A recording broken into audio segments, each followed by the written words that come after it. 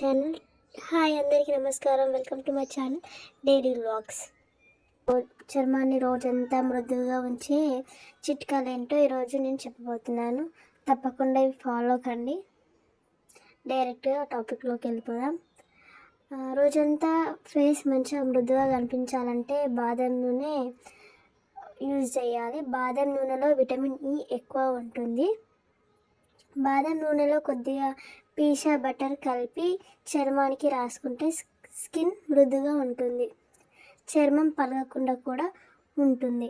అదేవిధంగా కొబ్బరి నూనె కూడా యూజ్ చేయడం వల్ల చర్మం చాలా మృదువుగా మారుతుంది. ఈ కొబ్బరి నూనెని మాయిశ్చరైజర్ లాగా కూడా వాడచ్చు.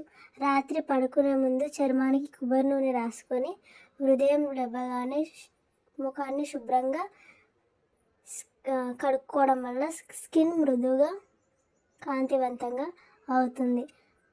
అదేవిధంగా థర్డ్ పాయింట్ ఏంటంటే నువ్వుల నూనె.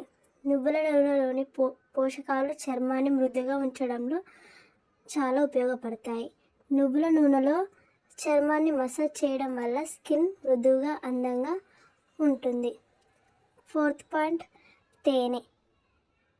తేనె న్యాచురల్గా మాయిశ్చరైజర్ లాగా యూజ్ చేయవచ్చు. రాత్రి మనం పడుకునేటప్పుడు తేనెను రాసుకొని పడుకొని ఉదయం లేవగానే క్లీన్ చేసుకుంటే చర్మం పగలకుండా తాజాగా అందంగా కనిపిస్తుంది. Fifth point aloe vera.